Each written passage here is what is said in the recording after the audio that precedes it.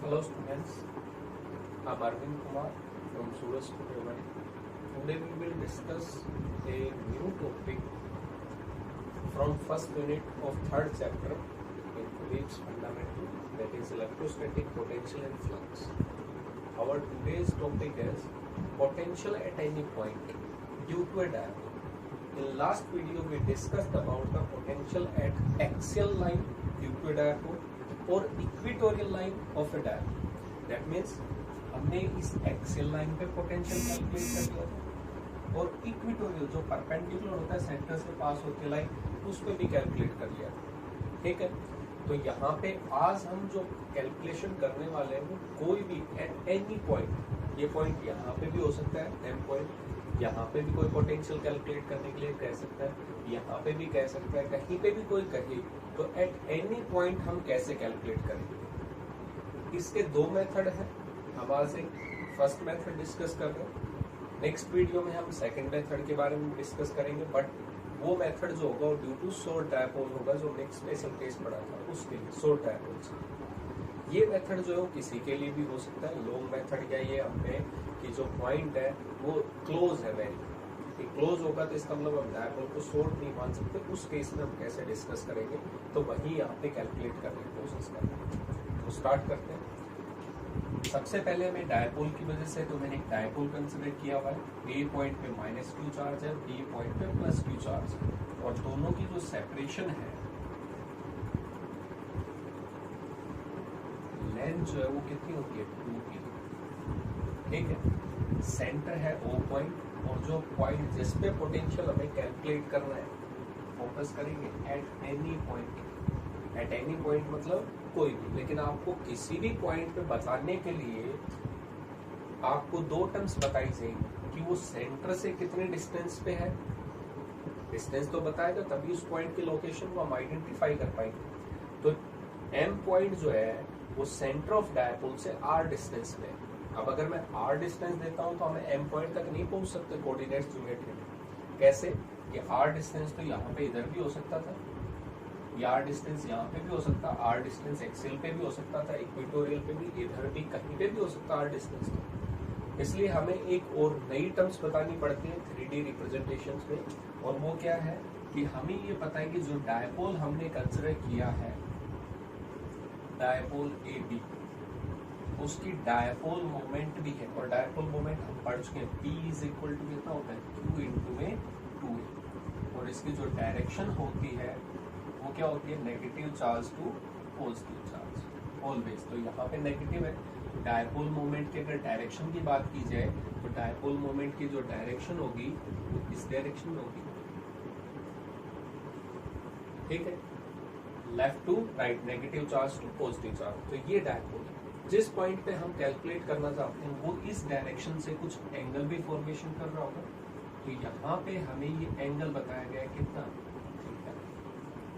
अब इन दो चीजों से हम उस पॉइंट पे रीच कर सकते हैं. कोई कहे कि थीटा एंगल पे यानी 60 डिग्री एंगल या 30 डिग्री एंगल कहाँ से, डायपोल मोमेंट की डायरेक्शन से, इससे 60 डिग्री. चलो 60 डिग्री लाइन पता लग गई. अब कितनी दूर चले, कितने डिस्टेंस पे, तो कितने डिस्टेंस पे जाएंगे r डिस्टेंस पे.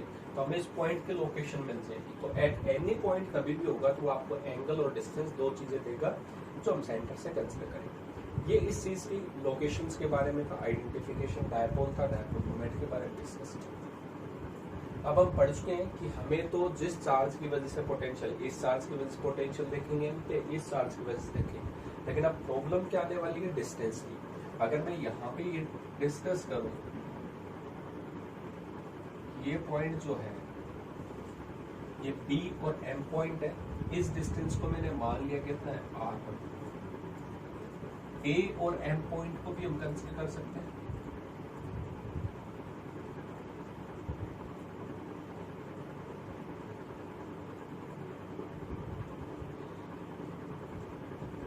इस डिस्टेंस को मैंने मान लिया r2 कि अब A इस चार्ज से जब डिस्टेंस की बात करेंगे तो r2 होगा इस डिस्टेंस की. लेकिन ये तो हमें आइडेंटिफाई नहीं, r1 r2 तो गिवन ही नहीं होता, हमें तो सेंटर से डिस्टेंस गिवन होती होगी. तो इस चीज को हम थोड़ा सा रिजोल्व करते हैं. आपको ये पता डायपोल की लेंथ 2a है तो अगर मैं सेंटर से बात करूं यहाँ पे, तो इसका मतलब ये डिस्टेंस कितनी होगी, ए, ठीक है। यहाँ पे ये भी बात करें हम, तो ये डिस्टेंस भी कितनी होगी, ए। इस 2a को मैं थोड़ी देर के लिए रिमूव कर देता हूँ ताकि हम आगे डायग्राम को प्रोसीड कर सकें। तो यहाँ पे ए डिस्टेंस थी, जहाँ पे भी चार्ज है वहां पे हम एक परपेंडिकुलर ड्रॉ करेंगे ऑन द सेंटर लाइन, जो डिस्टेंस हमें गिवन होती है। ध्यान से देखेंगे, इस चार्ज से अगर मैं परपेंडिकुलर ड्रॉ करूं तो परपेंडिकुलर जो होगा वो ऐसे हो गया, ये परपेंडिकुलर। इस पॉइंट को हमने नाम दे दिया सी पॉइंट, ठीक है। ऐसे इस चार्ज से करूंगा तो इधर तो 90 डिग्री एंगल नहीं बन सकता, तो इस लाइन को हमने एक्सटेंड किया, क्योंकि हमें जो सेंट्रल लाइन थी उसी पे ड्रॉ करना है। और कहां से ड्रॉ करना है, चार्ज से। अब मैं इस चार्ज से परपेंडिकुलर ड्रॉ करूंगा, ये एंगल 90 डिग्री। इस पॉइंट को हमने नाम दे दिया डी पॉइंट, ठीक है। डायग्राम, ये एंगल थीटा है, तो ये भी आपको पता होगा थीटा हो, ठीक है। रिजोल्यूशन ऑफ वेक्टर भी हमने पढ़ चुका है कि डायपोल में नेगेटिव से पॉजिटिव की तरफ डिस्टेंस हम जा रहे हैं, तो ये ए था। इसको अगर मैं थीटा के साथ रिजोल्व करूं तो ये डिस्टेंस कितनी होगी, यहाँ से इस सेंटर से लेके और इसको रिजोल्व करें तो थीटा की डायरेक्शन में तो ये डिस्टेंस कितनी आएगी, ए कोस थीटा, कितनी आएगी, ए कोस थीटा। किस पॉइंट से किस पॉइंट तक, ओ पॉइंट से और डी पॉइंट तक, ये सेंटर में ओ पॉइंट। यहाँ पे भी ए है, इसके साथ में भी एंगल है, तो यहाँ से यहाँ तक रिजोल्व करेंगे तो ये भी कितना आएगा, ए कोस सेंटर तक। इसका मतलब ये डिस्टेंस भी ए कोस थीटा है, ये डिस्टेंस भी ए कोस थीटा। लेकिन अगर हम बात करें, मैं अगर थोड़ा सा एग्जैक्टली इक्वल नहीं होता यहाँ पे डिस्टेंस, लेकिन नियरली, क्योंकि पॉइंट एम जो है वो नजदीक है, क्लोजर है, ठीक है। देखते हैं, ये जो ओ पॉइंट है, यहाँ से अगर हम एम पॉइंट तक चलें और एक बी से और एम पॉइंट तक चले, तो दोनों की डिस्टेंस तो इक्वल नहीं होगी। यहाँ पे हमें पता है कि यहाँ से यहाँ पे जाएंगे तो डिस्टेंस ज्यादा है, तो यहाँ पे जो रिजोल्यूशन किया परपेंडिकुलर बाइसेक्टर, अगर मैं वहां से चलूं और इस बी पॉइंट से चलूं, हमारी जो डिस्टेंस होगी नियरली इक्वल रहेगी, नियरली होंगी, एग्जैक्टली इक्वल नहीं होगी। यहाँ पे भी क्या होगा, इस पॉइंट से अगर हम चले एम पॉइंट तक और अगर डी पॉइंट से चले हम एम पॉइंट तक, तो इसका मतलब ये दोनों डिस्टेंस भी नियरली क्या होंगी, इक्वल होंगी। क्लियर हो गया पॉइंट, देखिएगा। इसका मतलब according to diagram, according to diagram, यहाँ पे हम डिस्कस करें इस चीज को, तो R1 is nearly equal to, R1 की जो वैल्यू होगी वो नियरली इक्वल होगी कितने डिस्टेंस के, C टू M, इस C पॉइंट से और M पॉइंट तक की जो डिस्टेंस होगी, और इसकी वैल्यू कितनी होगी, CM की वैल्यू, सेंटर से डिस्टेंस कितनी थी R, उसमें से A कोस थीटा जो ये डिस्टेंस थी, इसको अगर हम माइनस कर दे, सब्ट्रैक्ट कर दे, तो ये डिस्टेंस बचेगी। इसका मतलब इसको हम कितना लिख सकते हैं, R माइनस में A cos theta. Similar way से अगर हम A पॉइंट से M पॉइंट तक की डिस्टेंस कैलकुलेट करते हैं तो वो है R2, क्योंकि हमें चार्ज से डिस्टेंस की पोटेंशियल, लेकिन यहाँ पे हमने कैलकुलेट किया इस पॉइंट से D पॉइंट के बीच में, तो यहाँ पे हम क्या लिखेंगे, R2 is nearly equal to, ठीक है, कितना होगा, D टू M पॉइंट, और इसकी वैल्यू कितनी होगी, इस टोटल में इस M से और सेंटर तक आते हैं तो डिस्टेंस कितनी थी R, और यहाँ पे अगर इसको ऐड कर दे कितने डिस्टेंस, इसका रेजोल्यूशन A कोस थीटा, तो D से M तक का डिस्टेंस पता चल जाएगी, that means R plus A cos theta. तो यहाँ पे ये डिस्टेंस, इसका मतलब हमें R1 और R2 जो हमें डिस्टेंस का सबसे बड़ा फैक्टर था इसमें, ये चार्ज से और जिस पॉइंट पर पोटेंशियल कैलकुलेट कर रहे हैं वो डिस्टेंस चाहिए इन गिवन पैरामीटर्स। तो हमें गिवन पैरामीटर्स में पता चल गया, जैसे सेंटर से डिस्टेंस आपको गिवन होती है और एंगल आपको गिवन होता है, तो हमने वही कैलकुलेशन की यहाँ पे। तो सेंटर से और एंगल के टर्म्स में हमें डिस्टेंस पता चल गई, जो R1 R2 हमारे सामने सबसे बड़ी प्रॉब्लम थी कैलकुलेशन में, इसलिए हमने यहाँ पे सबसे पहले इन्हीं को सोल्व किया। अब आगे बहुत सिंपल हो जाता है, देखते हैं ध्यान से। Potential at point M Q2 plus Q charge, positive charge कहाँ पे है, D पॉइंट पे, उसकी वजह से पोटेंशियल कैलकुलेट कर रहे हैं। कितनी वैल्यू आएगी, V1 is equal to KQ, positive charge था इसलिए पोटेंशियल भी पॉजिटिव होगा, KQ अपॉन में यहाँ चार्ज और इस पॉइंट तक की डिस्टेंस कितनी है, R1, यहाँ पे हमने लिख दिया R1, बट R1 तो हमें गिवन नहीं होता, इसलिए हमने R1 ऑलरेडी डिस्कस किया था। R1 की वैल्यू कितनी होगी, nearly equal to R minus में A cos थीटा, तो यहाँ पे हम कितना लिख सकते हैं, KQ प्लस में है ये अपॉन में R माइनस में A cos थीटा, ये वैल्यू हमें क्या, equation number first. Similar way से similarly potential at point M, जो पॉइंट हमने कंसिडर किया था वो M है, Q2 negative charge minus Q charge, कितनी वैल्यू होती है यहाँ पे, V2 इज इक्वल टू, ये नेगेटिव चार्ज है तो पोटेंशियल भी कैसा होगा, नेगेटिव, माइनस K चार्ज का मैग्नीट्यूड Q, और डिस्टेंस कितनी है इस चार्ज से इस पॉइंट तक की, R2 डिस्टेंस, R2 हमने कैलकुलेट किया क्योंकि ये गिवन नहीं होता, क्योंकि इसको हम जो जनरल टर्म्स होती हैं, जो रिप्रेजेंटेशन में आएंगी, जो गिवन होती हैं, उन टर्म्स में रिप्रेजेंट करते हैं। कितनी वैल्यू आएगी, माइनस KQ अपॉन में R2 is equal to R plus A cos theta, ये इक्वेशन नंबर से। अब वापस सुपरपोजिशन प्रिंसिपल आ जाता है, इस चार्ज की वजह से पोटेंशियल हमें पता चल गया, इस चार्ज की वजह से पोटेंशियल पता चल गया, तो टोटल पोटेंशियल उस M पॉइंट पे कैसे कैलकुलेट करेंगे, दोनों का एलजेब्रिक एडिशन, क्योंकि पोटेंशियल स्केलर क्वांटिटी है, तो यहाँ पे नेट पोटेंशियल के लिए क्या करेंगे, दोनों को ऐड कर देंगे, सिंपल, तो ऐड करते हैं, देखते हैं क्या आता है result. So total potential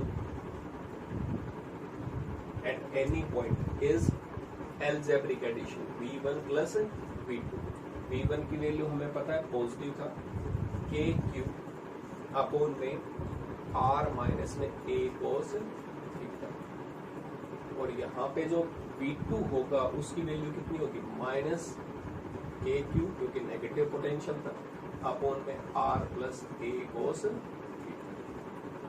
KQ आप कॉमन ले सकते हो, मैथमेटिकल टर्म्स सिंपल, हम जस्ट सोल्व कर रहे हैं। एलसीएम अगर लेंगे तो यहाँ पे ये अलग है, R में से कुछ सब्ट्रैक्ट हो रहा है तो अलग वैल्यू होनी चाहिए, R में कुछ प्लस हो रहा है अलग, तो इसलिए एलसीएम में दोनों टर्म्स आएंगी, R minus A cos theta and R plus A cos theta. LCM लेके सोल्व करते हैं इसे, तो जब ये एलसीएम लेंगे तो ये कैंसिल आउट, कितना हो जाएगा, R plus A cos theta, यहाँ पे लिख देंगे R plus A cos theta, minus sign था, माइनस R प्लस A था, यहाँ पे R plus A cancel out, यहाँ पे क्या बचेगा ब्रैकेट में, R माइनस A, ये सिंपल। यहाँ पे अगर सोल्व करें तो KQ आउटसाइड में था,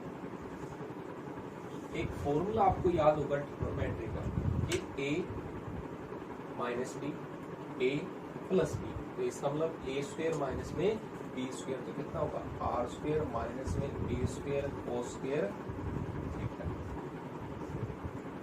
ठीक है, इसका सिर्फ हमने फॉर्मूला, यहाँ पे ब्रैकेट ओपन करेंगे तो कुछ टर्म्स कैंसिल आउट हो जाएंगे, जैसे R plus A cos theta, ये सेम है, यहाँ पे ब्रैकेट से आउटसाइड नेगेटिव था इसलिए साइन जस्ट इंटरचेंज, माइनस और ये प्लस A cos थीटा, एक प्लस R है और एक माइनस R है, ये दोनों आपस में क्या हो जाएंगे, cancel out, A cos theta, ये भी पॉजिटिव, ये भी पॉजिटिव, कितना हो जाएगा 2A cos थीटा, तो यहाँ पे अगर हम सोल्व करें KQ और यहाँ पे लिखते हैं 2A cos थीटा, पूरा कंप्लीट लिख देता हूँ, मल्टीप्लाई और अपॉन में R स्क्वायर माइनस में A स्क्वायर cos स्क्वायर, यहाँ पे तो ये आपका नेट पोटेंशियल था, बट यहाँ पे हमें डायपोल की वजह से कैलकुलेट करना था, तो डायपोल का कुछ ना कुछ तो पैरामीटर आना चाहिए, तो यहाँ पे हमें डायपोल मोमेंट गिवन था P, और P की वैल्यू मैग्नीट्यूड कितना होता है, चार्ज ऑफ आइदर डायपोल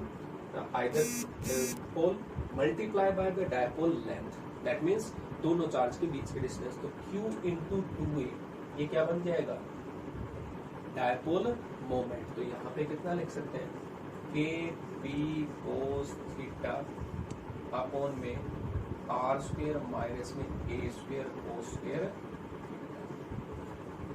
ये नेट टोटल पोटेंशियल है इस पी पॉइंट पे, और यहाँ पे ये अगर मैं ये कहूँ कि आर जो था वो पोजीशन वेक्टर होता है इस सेंटर के अराउंड में, जब पोजीशन बता रहे हैं तो इसका मतलब ये पोजीशन वेक्टर है।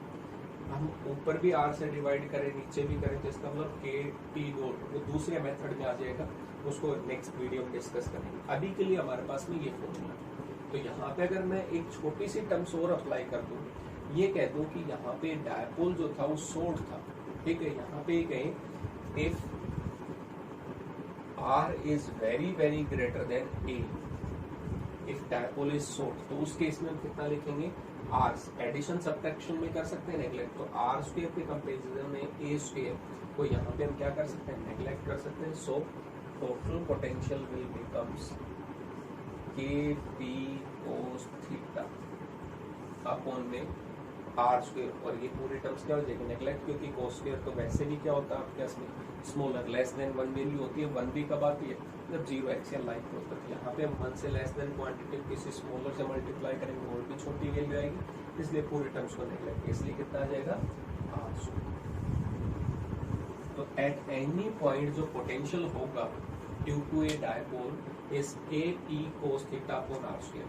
क्या कहा था मैंने, डायपोल है, डायपोल मोमेंट होगा, R की वैल्यू है यहाँ पे, ठीक है। R हमें पोजीशन चाहिए और दूसरा एंगल चाहिए एट एनी पॉइंट। अब यहीं पे अगर प्रीवियस केस की बात करें, स्पेशल केस यहाँ पे डिस्कस कर लेते हैं इस पोर्शन में। स्पेशल केस लास्ट हमने पढ़ा था, इक्वेटोरियल पोजीशन पे वैल्यू कितनी होती है, 0 होती है पोटेंशियल की due to a dipole equatorial पे।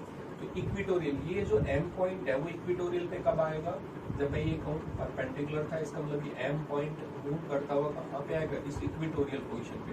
तो एंगल कितना हो जाएगा, बिल्कुल परपेंडिकुलर जाएंगे तो 90 degree. So at equatorial theta is equal to 90 degree होना चाहिए। डायपोल मोमेंट की डायरेक्शन से एंगल ले रहे थे, इक्वेटोरियल पे 90 पुट करते हैं। पोटेंशियल KP कुछ ना कुछ डायपोल मोमेंट होगा, cos 90 अपॉन में कुछ ना कुछ डिस्टेंस भी होगी R स्क्वायर, बट यहाँ पे cos 90 की वैल्यू कितनी होती है 0, तो पोटेंशियल भी इक्वेटोरियल पे कितना होता है 0 का।